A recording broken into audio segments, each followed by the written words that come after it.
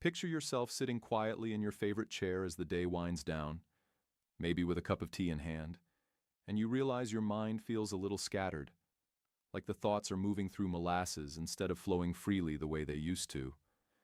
Your shoulders carry that familiar tightness, your energy dips earlier than you'd like, and small things, like remembering where you put your glasses or following a favorite recipe, take more effort than they once did.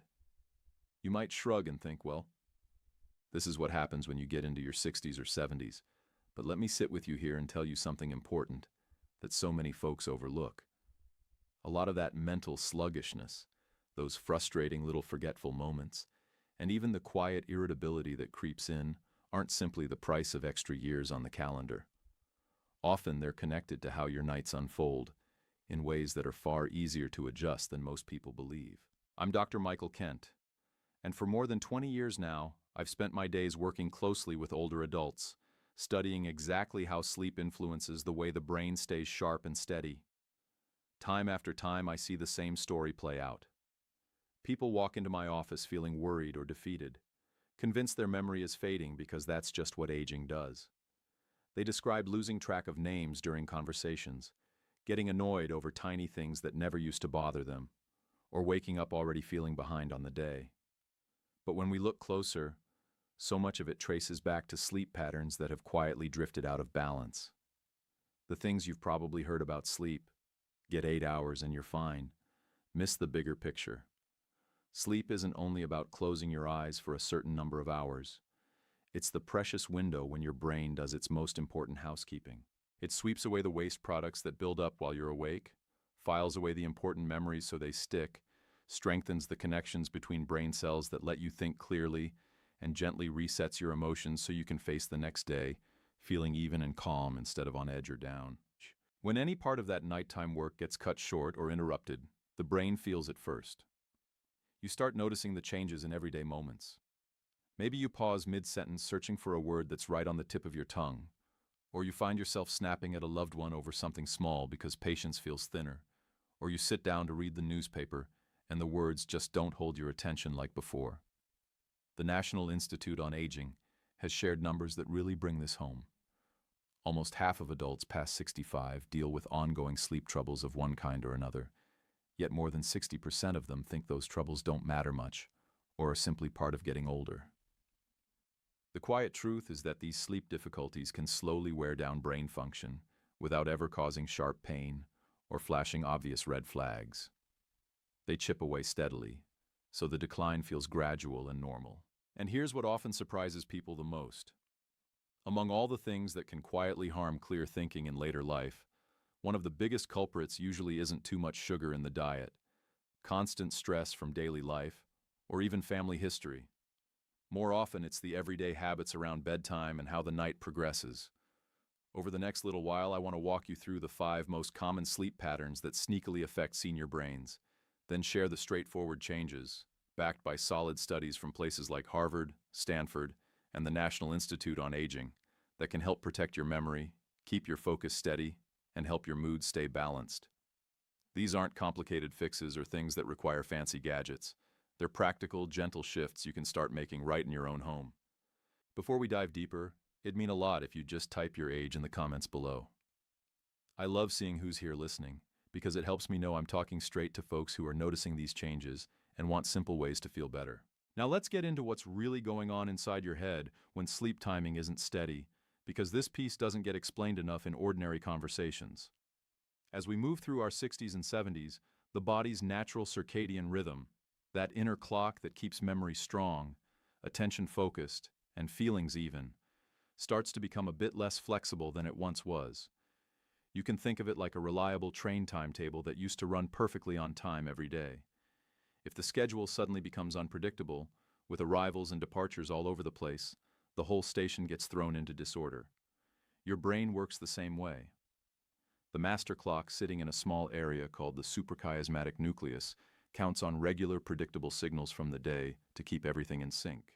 When bedtime jumps around, maybe one night you turn in at 9 because you're worn out, the next you stay up until 11 watching a show with family.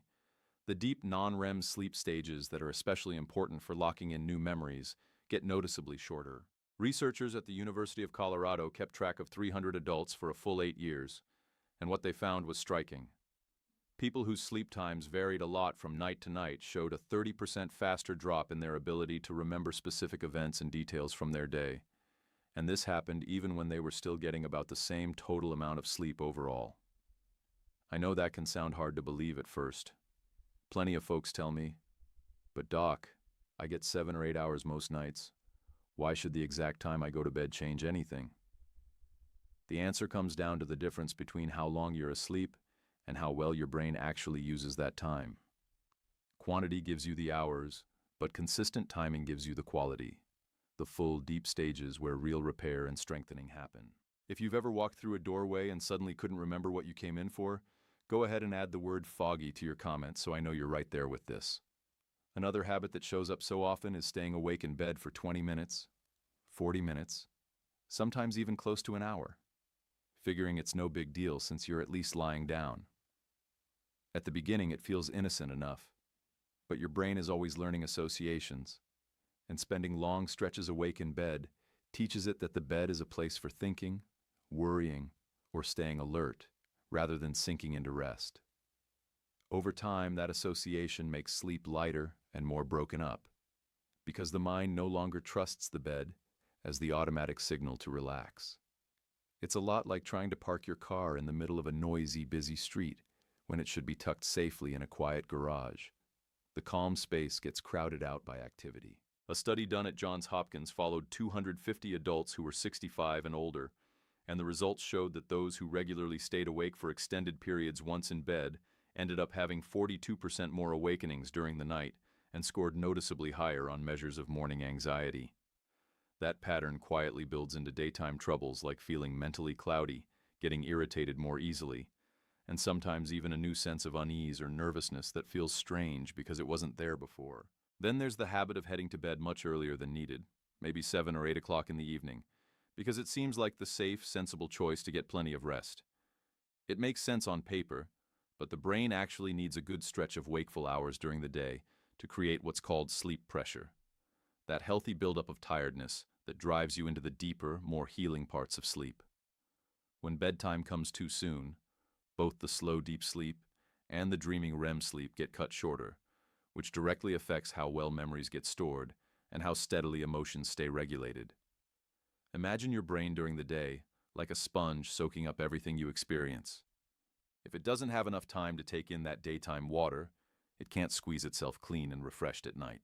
Scientists at the University of Michigan looked at older adults who chose very early bedtimes and discovered their REM periods were 20% briefer even though they stayed in bed 9 or 10 hours altogether.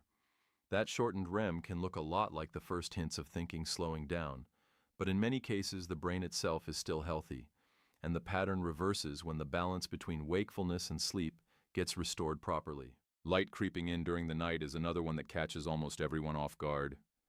Even soft glows, from a light left on in the hallway, the faint screen of a phone charging nearby, or a television that's been left on low, tell your brain it's still daytime and hold back the release of melatonin, the natural hormone that guards brain cells and helps launch the deepest, most restorative sleep phases.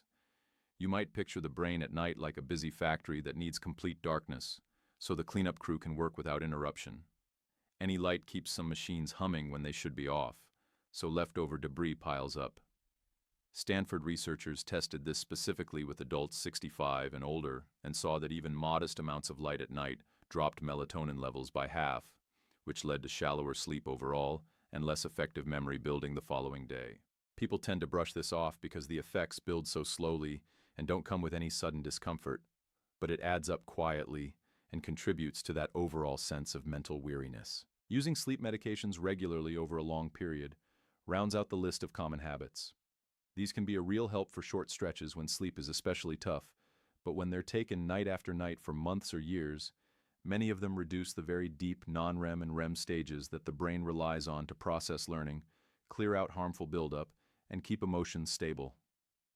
A study that appeared in JAMA Neurology looked at seniors taking benzodiazepine sleep aids every night for more than 6 months and found a 23% drop in slow-wave sleep, the particular stage that helps wash away proteins like beta amyloid associated with thinking risks.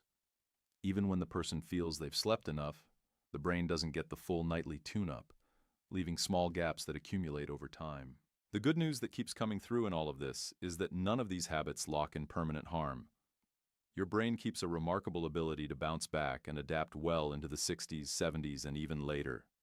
What matters most is becoming aware of the patterns and making thoughtful, steady adjustments rather than worrying. To make this feel more real, let me tell you about two people I've worked with closely. Margaret was 72 when she first came to see me. She sat in the chair looking tired and a bit scared, her hands folded tightly in her lap. "Doctor," she said, "I feel like my mind is just slipping away from me." She told me about walking into the kitchen and standing there blank, unable to remember what she needed, or starting a sentence and then groping for simple words that used to come without thinking. These moments happened every day, and they frightened her deeply. She was getting 8 hours in bed each night, or so she thought. But as we talked, she admitted her bedtime bounced around. Some nights 9 o'clock if she felt worn out early, other nights closer to 11 if the evening stretched out, and more often than not she'd lie there awake for a full hour, her mind racing with worries about her family or replaying little things from the day. We started the rest protocol together, step by careful step, and I'll explain exactly what that involves in a moment. After 6 weeks, she came back with a different look in her eyes, more hopeful, more like her old self. She told me her mornings now felt about 80% clear and awake instead of the foggy 40% she'd grown used to. The time she woke up during the night dropped from 4 or 5 down to only 1 or 2. The anxiety that had started shadowing her eased up noticeably, and she felt her confidence coming back. Her memory still had its off moments, but her brain felt rested and capable again. She looked at me and said softly, "I really believed I was losing my mind for good. Turns out it was just so tired from not getting the right kind of rest." Harold came in at 68 with a different but related story. He'd decided a couple of years earlier that going to bed at 7 every evening was the best way to stay healthy and rested. But he'd wake up wide awake around 3 in the morning, stare at the ceiling for hours, and never quite get back to sleep.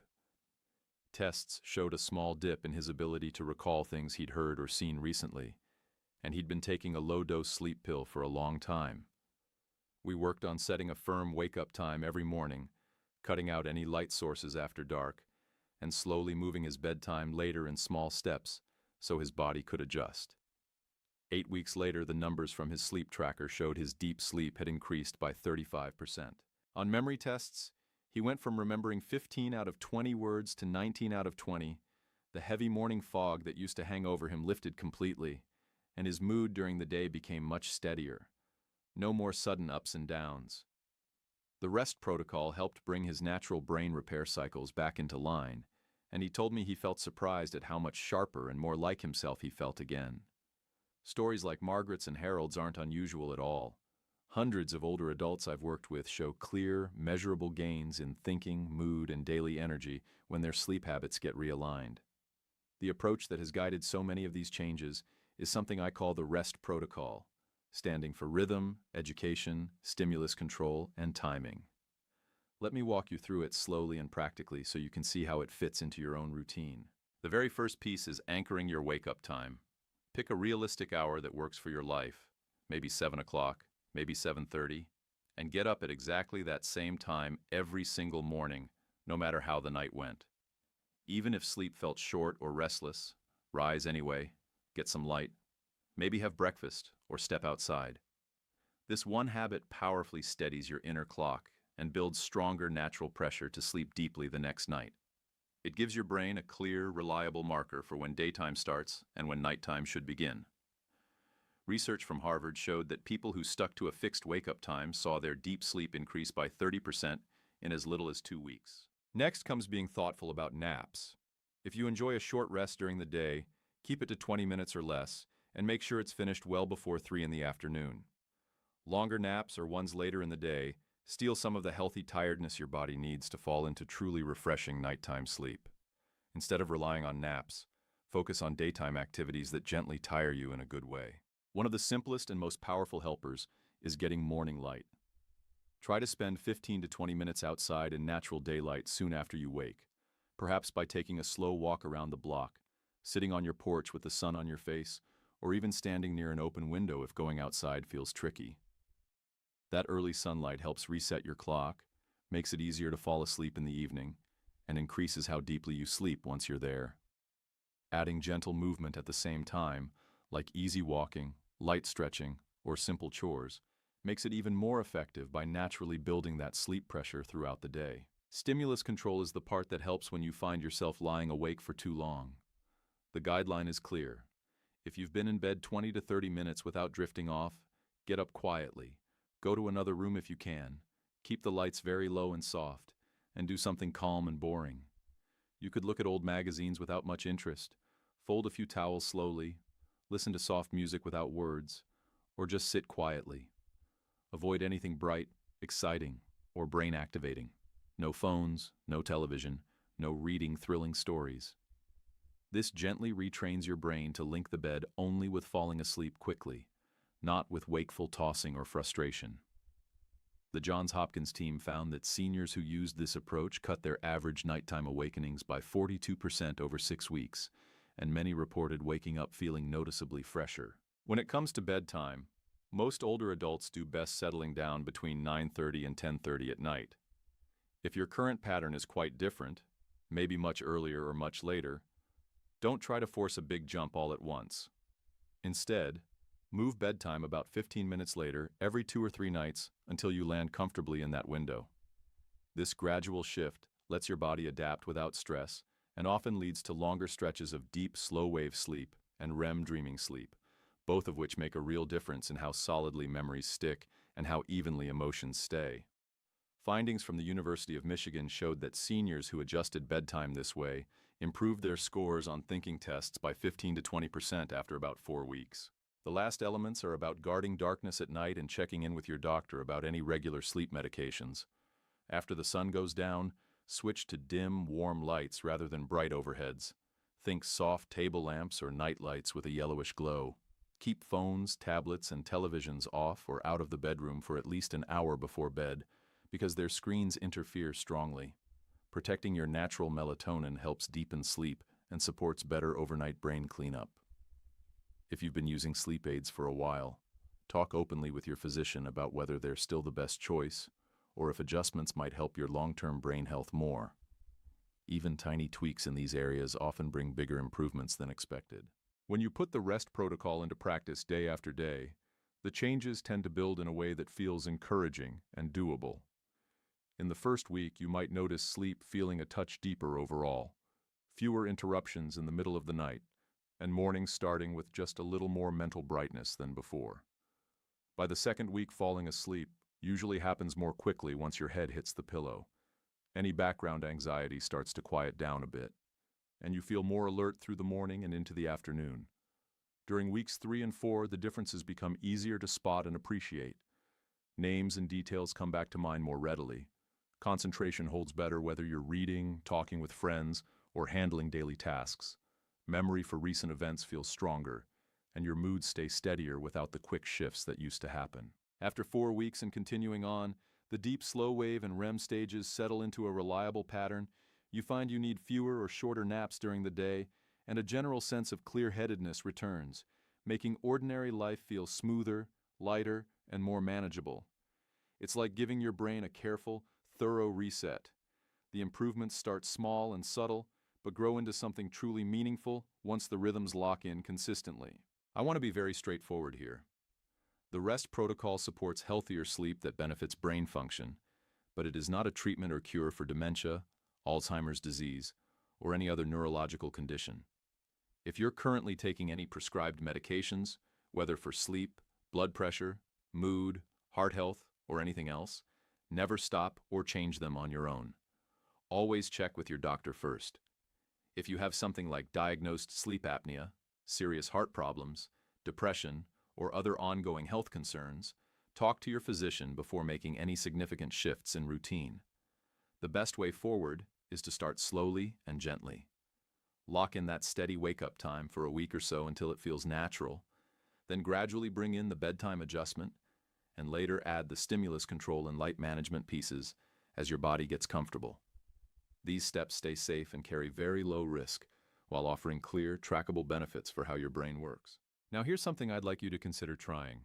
Choose just one part of the rest protocol that feels manageable to you, maybe committing to that same wake-up time every morning, experimenting with shifting bedtime a bit later, being stricter about light after dark, or using the get-out-of-bed rule when sleep doesn't come quickly, and stick with it every single day for a full 30 days. As you go along, pay gentle attention to how clear you feel when you first wake up, how steady your mood stays through the hours, and how well your memory serves you in little daily moments. At the end of the month, come back here and leave a comment sharing what you noticed. Your honest experiences can lift someone else who's reading along, and putting your own observations into words helps solidify the changes for you too. Your brain has been with you through so many seasons of life, raising families, working hard, laughing with friends, weathering hard times. It has given you so much. It deserves the chance to keep working well, not to be quietly set aside as an unavoidable part of growing older. Steady, caring sleep habits can help keep memory reliable, attention focused, and emotions balanced for longer. Next week, I'll be back to talk about one surprising everyday habit that often clears away brain fog in seniors. And I know at least one idea in there will make you pause and think differently about staying mentally sharp.